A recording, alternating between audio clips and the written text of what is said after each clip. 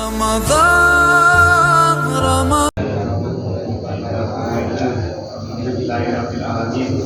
Wassalatu wassalamu ala Muhammadin wa ala alihi wa sahbihi ajma'in.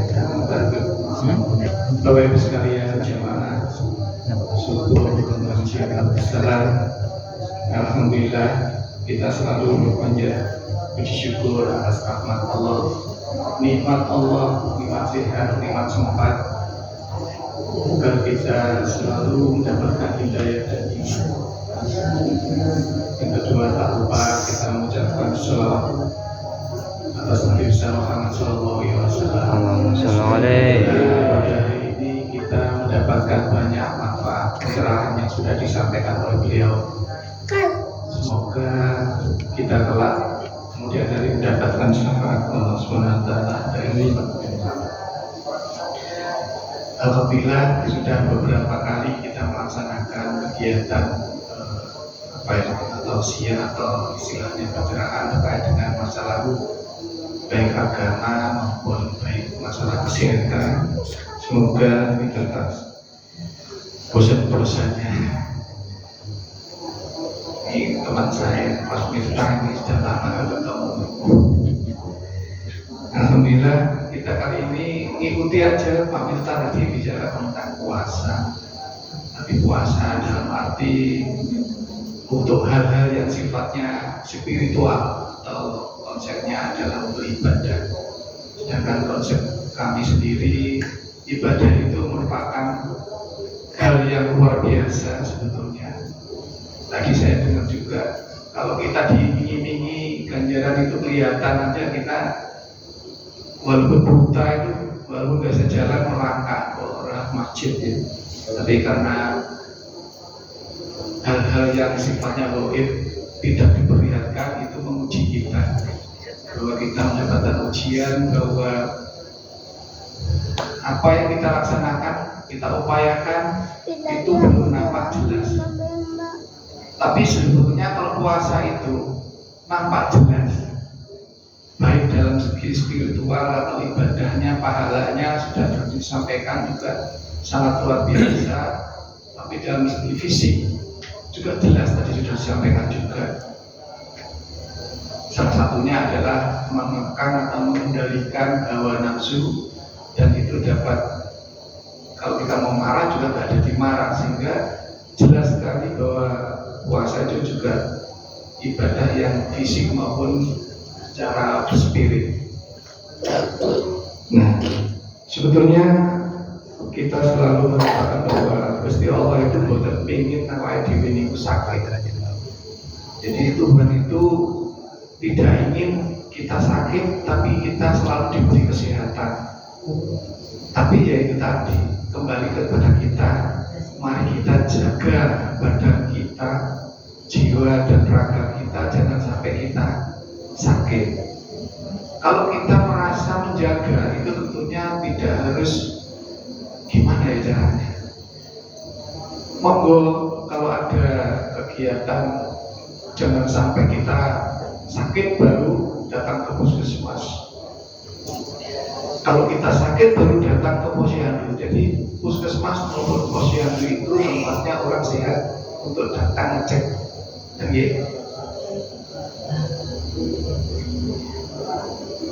Kemarin kita sudah menyampaikan bahwa salah satu hak tubuh kita adalah untuk selalu menjaga kesehatan, dan itu jelas mulai dari ajaran Rasulullah itu, dan Allah SWT diberikan mulai wudhu juga untuk kesehatan kita semua. Kita dulu juga cuci tangan itu sebelum masuk rumah itu ada batasan gitu. Itu untuk menjaga sebenarnya kebutuhan kita untuk sehat. Kemudian sholat sendiri kemarin sudah kita bahas kaitannya dengan masalah kesehatan. Kemudian istinja itu bersuci ya, termasuk cawi dan sebagainya, termasuk mandi besar dan sebagainya, karena banyak racun yang keluar dari tubuh. Kita harus bersihkan dulu sebelum menghadap Allah SWT. Baru kemudian kita sekarang bahas masalah puasa, dan juga hal-hal yang sifatnya aktivitas ibadah lain seperti banyak yang berbeda-beda, maksud sedekah dan sebagainya, tadi sudah disinggung. Nah, puasa itu bisa bermanfaat jika caranya yang tepat. Jadi kita perlu upaya yang tepat itu bagaimana. Nah, kalau orang puasa dulu, puasa kabel ya, 7 hari 7 malam tidak makan tidak minum, keluarnya sakti gitu ya. Tapi ini tidak seperti itu. Rasulullah tidak mengajarkan, Allah sendiri pun tidak menanggapi yang seperti itu, karena itu menganiaya diri sendiri. Nah, bagaimana sih puasa yang bagus itu adalah cara mengatur pola makan. Diet kalau bahasanya anak muda sekarang ini, diet itu dulu sudah diajarkan sebenarnya sama orang tua kita, zaman-zaman Wali Songo itu sudah sering puasanya puasa seperti Rasulullah sebetulnya. Tapi diplesetkan ya ke gua dan sebagainya, bertapa istilahnya. Beliaunya membawa satu sebetulnya. Jadi satu itu tidak banyak. Jadi kita harus tirakat, terus kemudian ala kadarnya. Tidak mumpung buka itu mami enak-enak langsung diulang semuanya. Jadi masalahnya jadi muntah dan sebagainya. Jangan terlalu berlebihan. Lah kemudian pola hidup. Pola hidup ini dikaitkan dengan gaya hidup.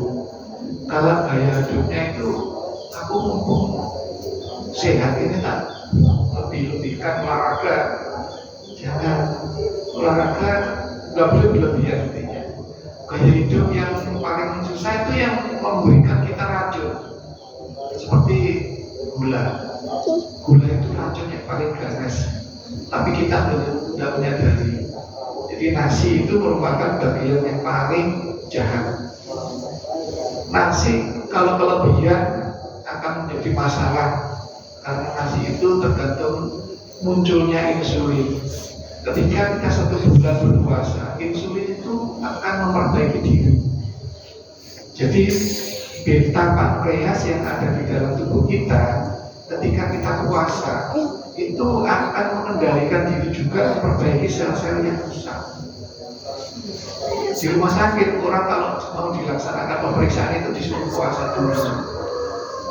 Itulah yang menyebabkan insulin yang ada dalam tubuh kita itu dapat menghambat terjadinya glukolosis atau mencairkan gula yang dari otot, yang dari manapun, termasuk sel saraf itu kalau nggak punya gula, dia diproses menjadi gula. Jadi itu menyebabkan kita sel kulitnya saraf itu adanya kabel itu ya, ada bungkusnya aja, itu terbuat dari hal yang bisa diolah atau dilepaskan menjadi gula darah. Sehingga kalau lama-lama orang diabetes itu cekik-cekik itu karena konslet apa itu. Jadi buat usah khawatir kalau udah konslet itu rasanya tidak enak, geringan dan sebagainya, itu karena sarafnya, kulitnya yang lepas, itu diolah menjadi gula semua. Karena kita puasa, maka kebutuhan gula kita akan menurun, sehingga sel-sel saraf tadi tidak dirubah menjadi gula untuk kebutuhan gula. Demikian juga termasuk otak. Otak itu kalau diforsir, kita makan banyak, gulanya diforsir, ya sama saja. Itu akan, makanya puasa tadi juga menjadi cerdas di otak itu. Bapak Ustaz Birta tadi sudah memberikan bahwa puasa itu ternyata mencerdaskan juga. Kemudian ini kalau tadi ada beberapa hadis yang sudah disampaikan atau ayat Al-Quran tadi, bahwa sholat itu akan menyebabkan kalian sehat. Nah, sehat di sini adalah puasa kurang lebih 16 jam. Kita nggak bisa membayangkan yang ada di kutub, ya. Kalau sekarang ini di matahari masih di selatan, ya kutub utara 8 jam. Kadang-kadang lebih dari 16 jam. Tapi di sana ada batasan jam, ya. Kalau dulu nggak ada jam sehingga harus melihat matahari dan nanti akhirnya juga terbenamnya matahari. Kalau di Sita itu nggak sampai 16 jam, ya. Iya, 14 jam. Minimal 14 jam. Maksimal 16 jam. Boleh puasa 16 jam. Tapi kalau yang diperiksa kesehatan itu minimal 8-10 jam puasa untuk pemeriksaan seluruh. Jadi manfaat puasa itu salah satunya untuk mendeteksi hal-hal yang sifatnya dari metabolisme tubuh. Kemudian memberi kesempatan pada sel-sel dan jaringan tubuh untuk memperbaiki dan menyembuhkan luka di dalamnya.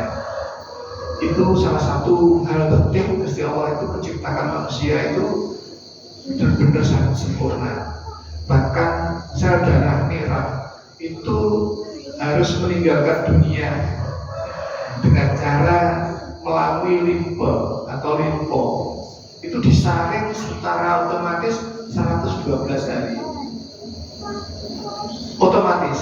Kalau sudah usia tua, sel darah merah itu bengkak, Pak, karena capek. Jadi di situ disaring, kalau yang kebesaran disaring dihancurkan oleh hati sama limfa. Makanya orang malaria itu yang diperlukan adalah limfonya membesar, karena menghancurkan darah itu berlebihan sehingga capek. Sama dengan jantung. Jantung itu kalau hal-hal sempit nyempit itu juga sumbatannya luar biasa, tidak dapat nutrisi ya, akhirnya capek. Jadi alhamdulillah kita yang ada sini nggak ada yang capek ini jantungnya, masih aktif gitu. Kemudian paru-paru, ini sama. Puasanya bukan puasa nasi, tapi puasanya adalah biar nggak ada yang bantu mengeraskan alveolus. Alveolus itu adalah saluran paling kecil yang ada dalam tubuh yang menyerap oksigen dan mengeluarkan CO lewat pembuluh darah di dalam paru-paru. Alveolus itu pertukarannya lewat situ, Pak. Jadi kalau itu tersumbat oleh hal-hal yang tidak kita kehendaki, dan sebenarnya Gusti Allah juga tidak menghendaki, salah satunya adalah obat-obatan. Obat itu sangat jahat sebetulnya. Kalau nggak sakit jangan minum obat. Capek-capek sedikit minum obat, itu efeknya kebanyakan yaitu sangat bagus kalau kita puasa obat. Dan kita membatasi menghindarkan diri terhadap makanan-makanan yang masuk. Jangan pakai daging korban misalkan. Kita makan terus selama 1 minggu kemudian kita. Itu efeknya ke arah ginjal karena purinnya tinggi sehingga kita menjadikan asam urat. Asam urat, jadi efeknya sangat berpengaruh sekali terhadap persendian kita. Dan yang tak terpenting adalah asam laktat, Bapak Ibu, harus dipuasakan dengan cara makan yang terbatasi. Dalam perut kita juga tidak muat seluruhnya, sepertiga itu untuk makanan, sepertiga untuk air, dan sepertiga untuk udara. Sehingga kalau kita botol, kalau membersihkan, airnya dipenuhi itu nggak akan bersih. Sama dengan perut kita kalau kita atur, udaranya ada, airnya ada. Kalau di tahuan beton, molen itu kalau isinya namun sepetok itu betul sakit. Jadi campur pasir, campur ini, dan ada airnya, kemudian ada udaranya biar tidak kesemprotan istilahnya mata. Jadi puasa itu akan membantu kita. Sakit mah pun upayanya adalah akan dipuasakan dulu. Orang sakit mah itu. Dan pengobatannya 6 bulan minum obat itu akan sembuh sempurna. Setelah semuanya dikelupas itu dibersihkan semuanya, maka akan terjadilah penyembuhan yang bagus. Jadi puasa itu memang upaya Allah untuk menyiapkan tubuh kita. Mungkin barangkali yang terakhir ginjal. Ginjal juga demikian. Ginjal itu alat tubuh yang paling tidak bisa berganti. Ada 3, sel jantung, sel saraf, dan sel ginjal. Itu tidak bisa tumbuh lagi. Kalau liver diambil separuh nanti tumbuh lagi kayak cecek ekornya. Kulit itu kalau tidak luka itu akan dapat. Apa yang banyak pembuluh darahnya seperti di kepala.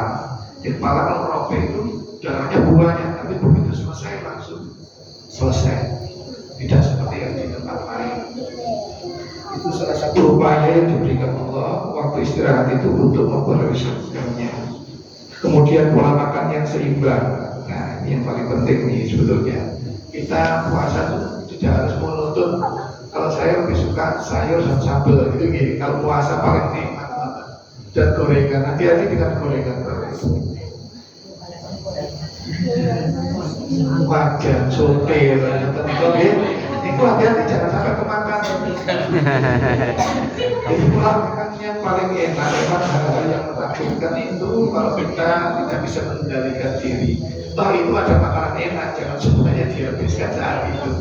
Eling tambone. Dan puasa itu selain untuk kegiatan jiwa dan itu digunakan untuk masalah berkaitan dengan spiritual jiwa tadi ya, juga dengan fisik. Salah satunya untuk spiritual adalah ritual eling kalih tonggone, sehingga ada kayak kita untuk selalu berupaya berbagi. Jangan sampai kita tonggone mampu sate awalnya dhewe gak nyeling mereka, tapi tambah untungnya tambah padha tapi gini. Nah, Bapak Ibu, seperti yang disampaikan tadi bahwa Al-Qur'an 184 tadi sudah disampaikan. Yang terakhir kaitannya dengan ibadah puasa ini, kaitannya jangan lewatkan sahur. Ada yang saya kuat kok minum air tok aja, tapi itu efeknya yang tadi masalahnya di insulin tadi Bapak Ibu. Kalau kita insulin itu jangan sampai nanti meracuni dan untuk membuat kita menjadi hipoglikemi. Kalau hipoglikemi itu nanti efeknya adalah mengambil zat energi yang dari otak, dari ginjal, dari jantung, dari otot, semuanya itu akan merisis ke arah untuk pemenuhan gula. Jadi Tuhan atau Gusti Allah itu sudah paling ojo sampai kamu nggak makan sahur. Yang kedua, konsumsi air dalam jumlah yang cukup. Begitu ada yang orang itu kalau nggak minum ketika kesusu sudah agak subuh, maka mereka belum sampai siang itu sudah dehidrasi. Jadi orang jamaah haji itu meninggal bukan karena apa-apa, karena dehidrasi. Kadang-kadang anak diare meninggal bukan karena apa-apa, karena dehidrasi. Dan kalau kita lihat iklan itu, kalau nggak konsen itu baru kekurangan akuan, nggak konsentrasi gitu. Jadi kecerdasannya menurun, justru karena nggak diisi oleh air sebelumnya. Pusing, mual, ini kepala jatuh, itu adalah karena dehidrasi dari otak yang paling utama. Kemarin ada teman dokter sukses, dia kena stroke, tapi stroke-nya itu di batang otak. Itu karena cairan sedikit aja tidak masuk sana, dia itu stroke dan tidak bisa diapa-apakan. Kalau stroke-nya di sini paling lumurnya tangan kiri saja, kaki saja, atau mungkin hanya bentar 2 hari sudah pulih. Kadang-kadang belum sampai 24 jam sudah pulih. Faktornya adalah rehidrasi atau pemberian air ke otak kita. Otak airnya apa Pak? Darah Pak. Iya kan, tapi Mas Kulo bisa sakit. Itu sudah lumayan. Yang kedua, jangan lupa buka puasa itu harus yang banyak energi, gulanya yang mudah dicerna. Karena selama kita seharian nggak makan, maka butuh gula. Nah, gula itu supaya lebih cepat, ya gula-gula yang bukan gula yang manis ya itu, tapi yang mudah dicerna adalah buah pisang, buah pepaya, bukan buah yang lain nih. Kemudian makan dalam porsi yang tepat. Tadi 3/4 bawah. Kalau memang mau takjil dulu ya monggo, tapi setelah itu dilanjutkan dengan setelah isya. Biasanya kan kita baru makan yang berat-berat ya, apa namanya beton tadi itu. Beton, isinya rokok masih belum. Nah kemudian jangan lupa walaupun kita puasa, kita tidak harus tidur terus, dan kita diwajibkan oleh tubuh kita untuk aktivitas alias olahraga ringan. Kalau nggak mau ya jalan-jalan. Biasanya dulu waktu kecil jalan sampai 3 kilo pulangnya menggeng-menggeng.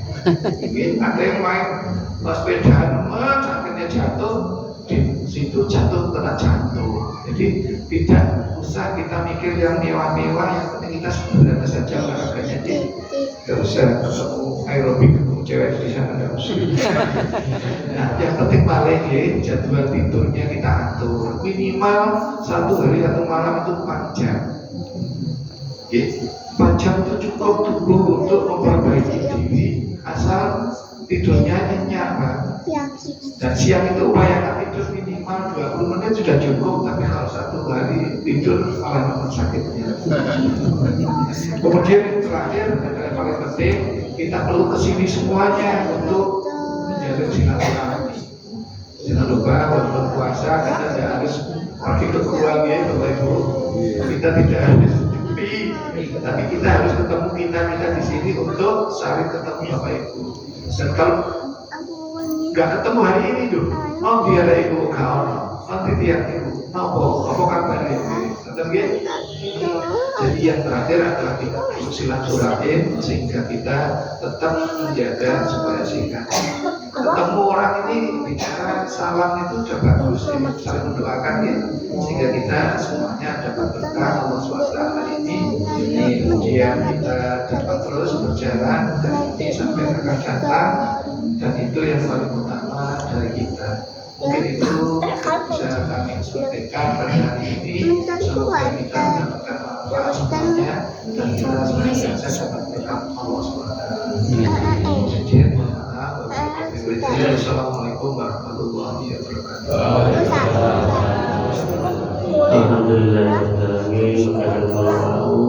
Mohon terus dilanjutkan kalian wajib disiarkan untuk para jamaah, bapak ibu-ibu, kalau ada yang mau ditanyakan tentang puasa atau tentang kesehatan, mohon dipersilakan.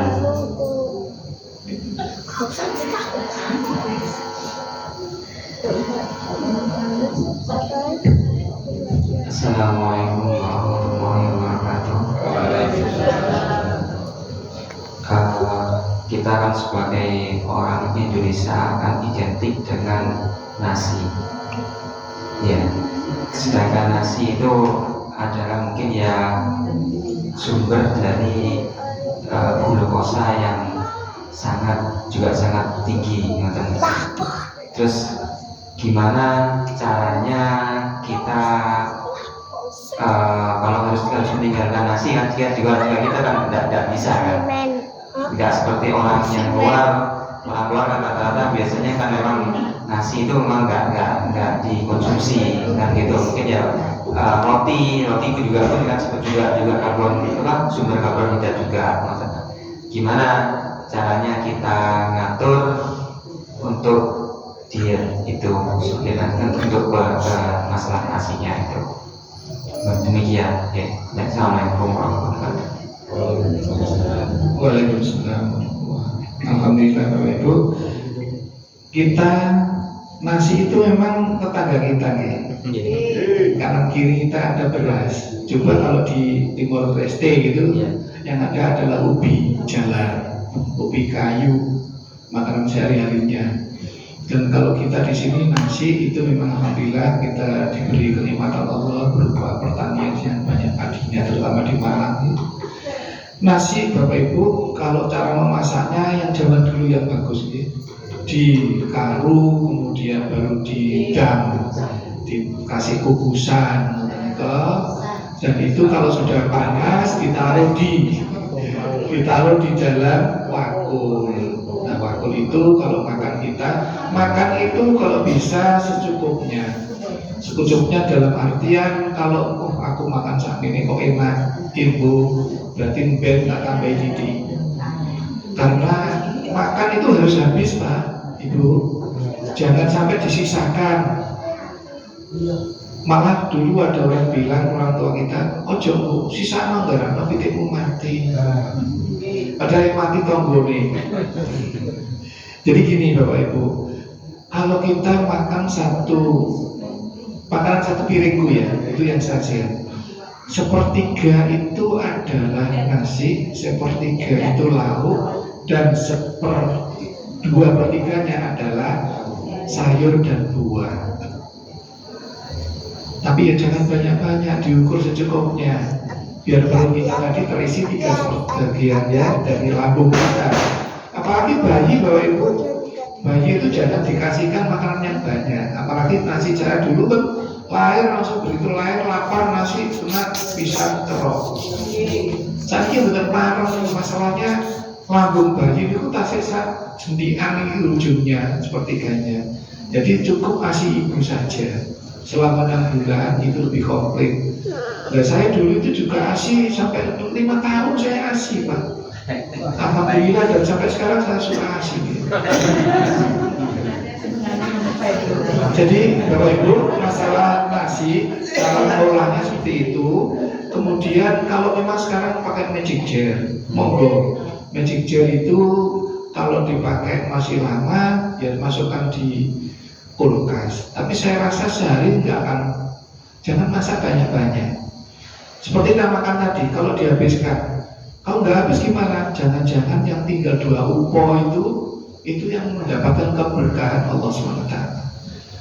Makanya jangan sampai habis, disisakan, ya, harus dihabiskan sampai entek supaya kita mendapatkan keberkahan semuanya makanan yang kita makan.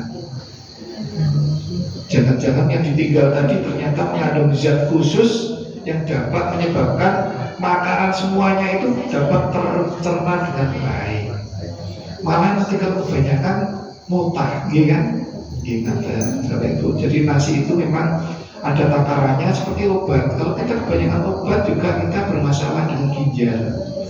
Dikit-dikit makan obat linu-linu akhirnya ginjalnya rusak.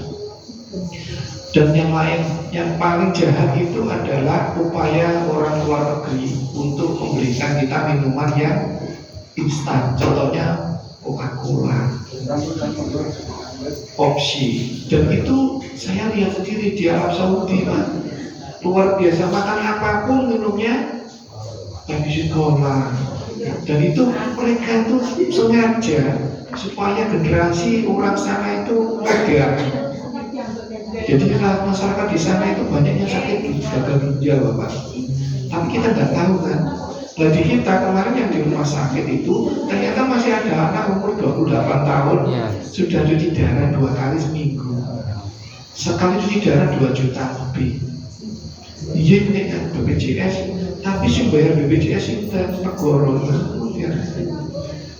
Nah tadi makan yang paling banyak, makan gratis itu tidak menunjukkan. Tapi alhamdulillah bagi mereka yang selama ini saya rasa banyak saya ke sekolahan itu banyak ikan sarapan Bapak Ibu. Jadi itu bermasalah kepada faktor diabetes pada anak sekarang itu faktornya tidak makan. Padahal munculnya insulin itu pas makan-makannya. Mulai di kecil kita kan diajari makan jam 7, jam 12, jam 1 sampai makan malam jam 6 sampai habis maghrib.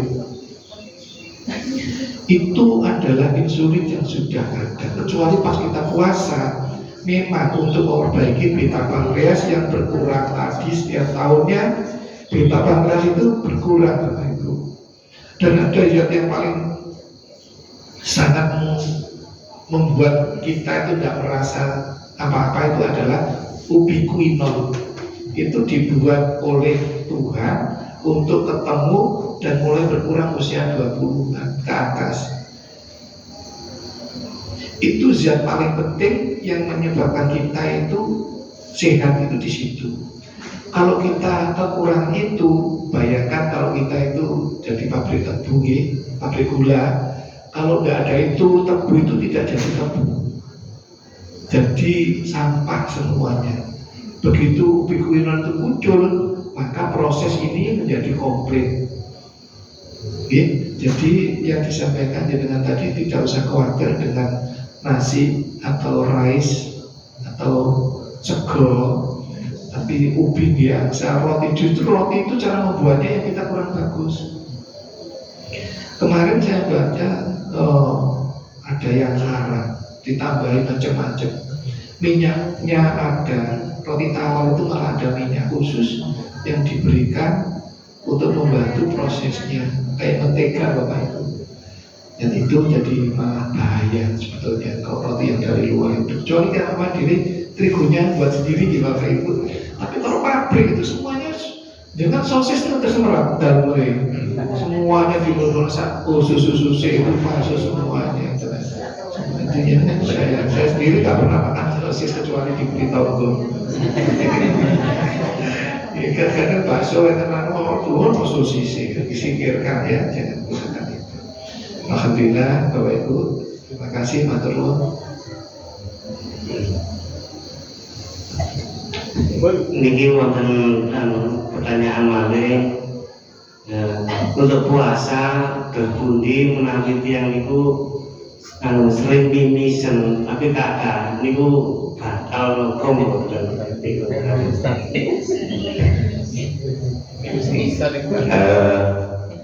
keluar darah niku dalam hukum fikih niku keluar darah itu ngapunten niku untuk seorang perempuan yang istilahnya keluar darah niku datang bulan, bukan keluar darah karena satu penyakit, boten. Cuma kadang ketika sakit itu oleh dokter divonis bahwa itu nanti kalau dia tidak istilahnya boten mokel itu menyebabkan bahaya, yaitu ada rukso dalam artian dia boleh mokel, tapi hanya sekedar mimisen gampang kalau nonton orang ayu kalau mimisen. Itu gimana? Tadi kita berkaitan nih materi. Jadi kalau memang itu merupakan satu penyakit yang berbahaya dalam keterkaitan nanti bisa membahayakan fisik seorang itu ketika berpuasa, itu boleh. Oke, karena alasan nanti dia masih bisa mengganti di waktu yang lain. Tapi menawi hanya sekedar itu mimisen itu kadang ada yang dianggap aja tambah mimisen tapi kan tidak ada pengaruh apa-apa. Nah, Landung yang tahu mimisen itu beda. Nah, tinggal mimisen kalau tadi wow, memang dalam kadang ada kamu kadang kiai ustaz kadang sungkan ketika menyampaikan keluar darah itu membatalkan puasa nek konten to akhirnya lah aku mari kena latih batal sorry boten. Nah jadi yang dimaksud keluar darah itu adalah khusus untuk perempuan ketika dia haid ataupun nifas, kan boten haid atau nifas itu keluar darah. Tapi kalau niku wau boten kadang ngapunten Mbak dokter niku kula boten badhe anak suntik itu enggak batalkan puasa Pak. Suntik itu tidak batal puasa kecuali masuk sesuatu sampai ke lambung kan beda. Infus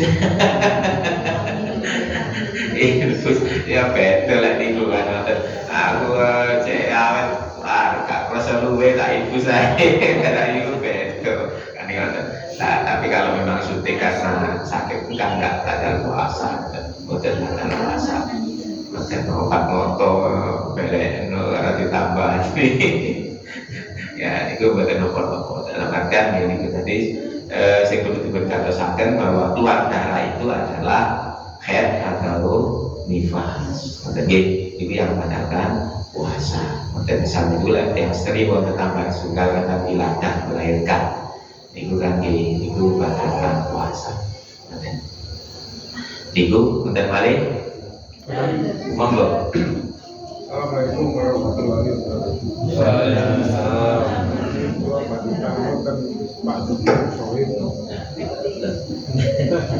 Pak, kalau pada tanggal terus tiang-tiang itu, yang Jawa itu ngarani sego wadang. Itu lek sego wadang terus kada bulai niku pun barang wonten niki nggih to mboten kula nyuwun penjelasan pun.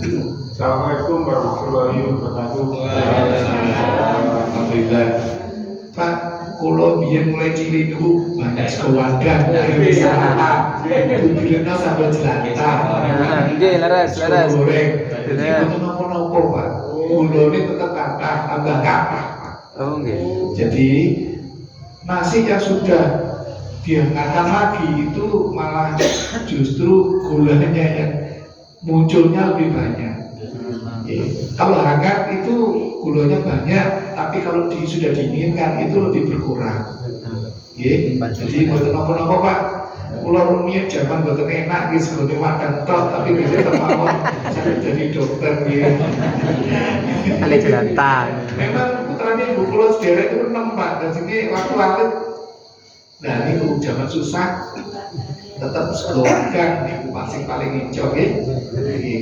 Saya nyampaikan ke sekolah juga gitu, jangan sampai nanti dapatkan gara-gara nggak doyan sekeluarga. Kalau doyan Pak, betul nopo-nopo, malah wonten sing lebih gawat itu karena saking lemene sego karak Pak. Bener apa niku tadi sami.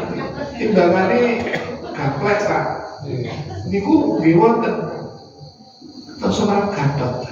Niku pun pirang tahun mawon kula tugas tengah larang Pak. Jadi gadot niku nek pun dikeringaken gaplek niku diungkit diinget malih dikumbani panas ngembang terus didamel didang malih. Niku biar alhamdulillah saged Pak. Cuma boten rasa digoreng. Nek digoreng Pak, atus krepek niku zat-zatnya hilang. Jadi salah kalau kerupuk kurang itu bermanfaat enggak? Bermanfaat.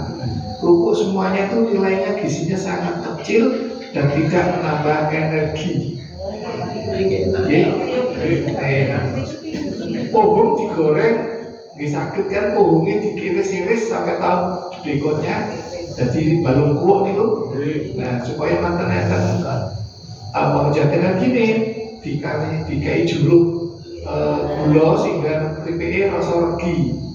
Itu enten dari gulanya itu yang menyebabkan tambah saya tambah atas tinggal gizinya. Oke, akan Ibu. Terus konten. Monggo ibu. Assalamualaikum warahmatullahi wabarakatuh. Ya terus puasa itu kan detox kesehatan di agama. Kemudian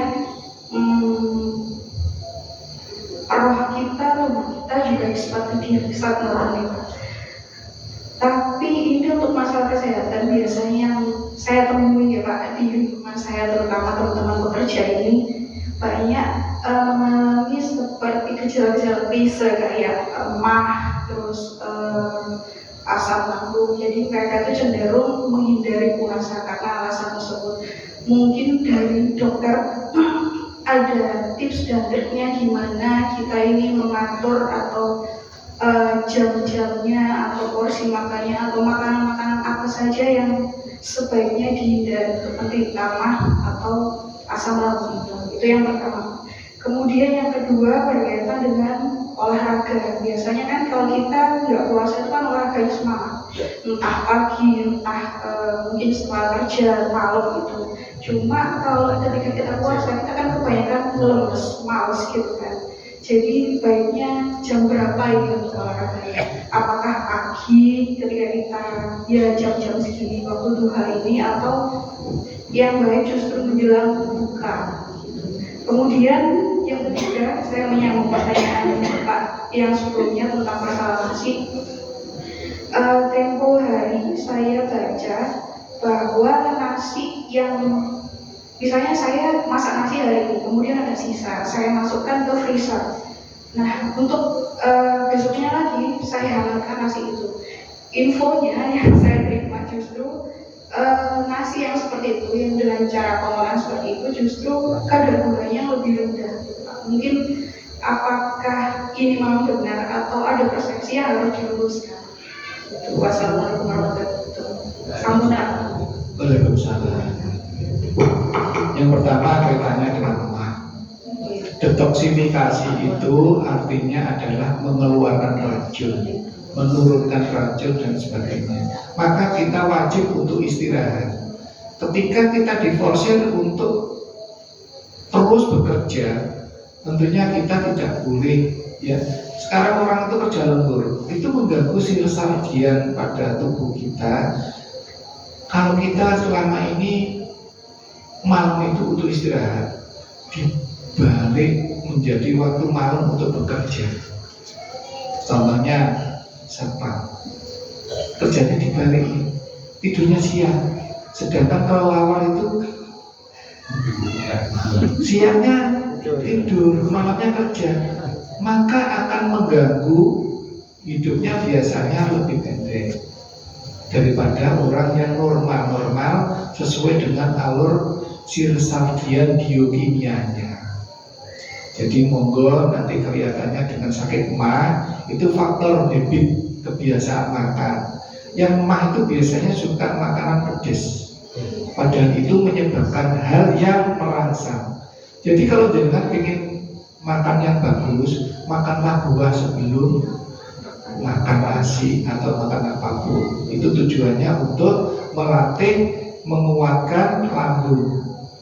Begitu ada lambung yang sakit, puasa lebih baik daripada memberikan makan terus-terusan.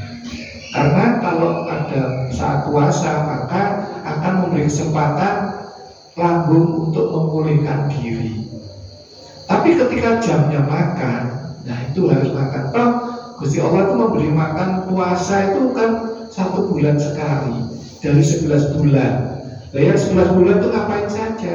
Melatih untuk tetap menguatkan fungsi lambung, jangan meracuni lambung. Terkait dengan nasi yang sudah 3 hari 2 hari itu memang ada berkurang. Tapi kalau dihangatkan lagi itu menjadi masalah. Ketika masalahnya waktu makan panas itu yang jadi masalah. Jadi walaupun dihangatkan, makannya jangan yang panas.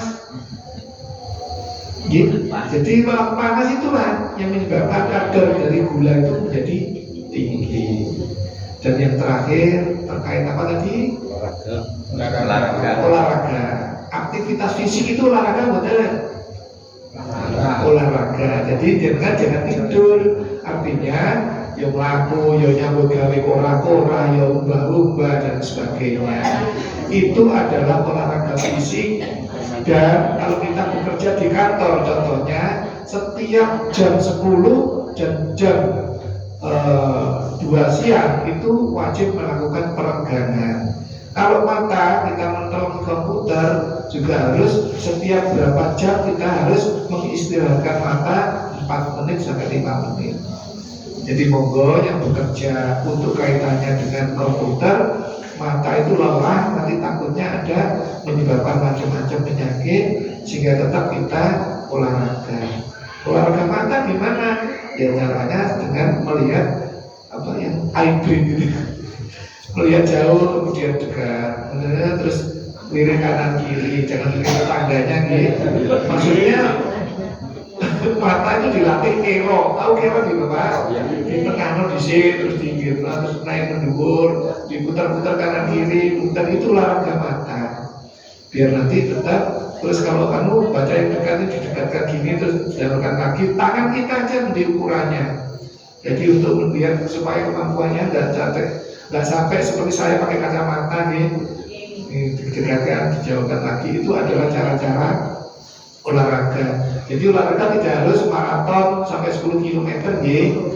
Untuk haji aja kita dilatih hanya untuk naik turun apa ya, jongkok, berdiri, duduk, jongkok, berdiri, duduk seperti sholat duha atau sholat malam itu sudah olahraga. Dan waktu kita sujud itu kapan hari sudah nyampaikan muncullah zat hormon yang dapat kortison ya. Itu yang menyebabkan kita menjadi tenang, damai, sehingga setiap jam tertentu seperti subuh, kemudian ditambahin duha, ditambahin sholat kalau khauf ya.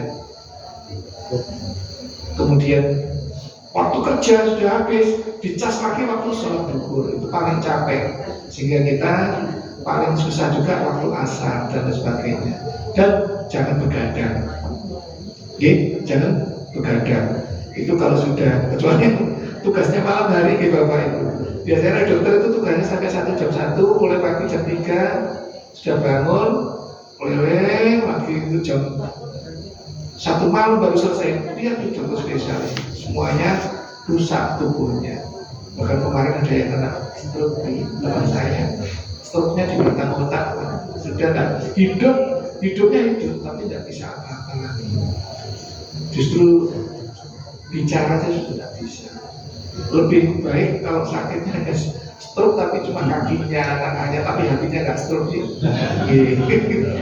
Kalau hatinya stroke itu tadi, untuk batang otak itu tempatnya orang yang paling tersentuh kalbunya. Jadi fungsi hidupnya itu di talamus, kemudian di batang otaknya.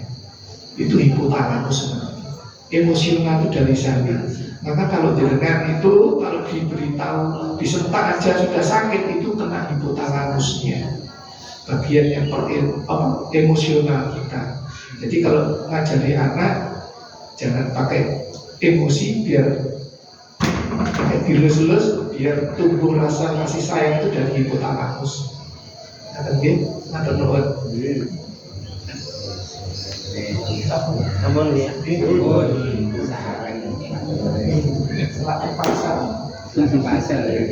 Al-Fatihah.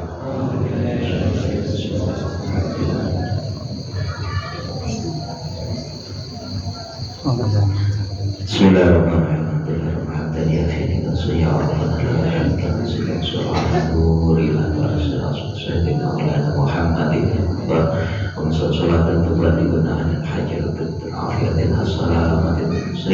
Allahumma la mani'a lima a'tayta la mu'tiya lima a'tayta bi qadri al-fatihah.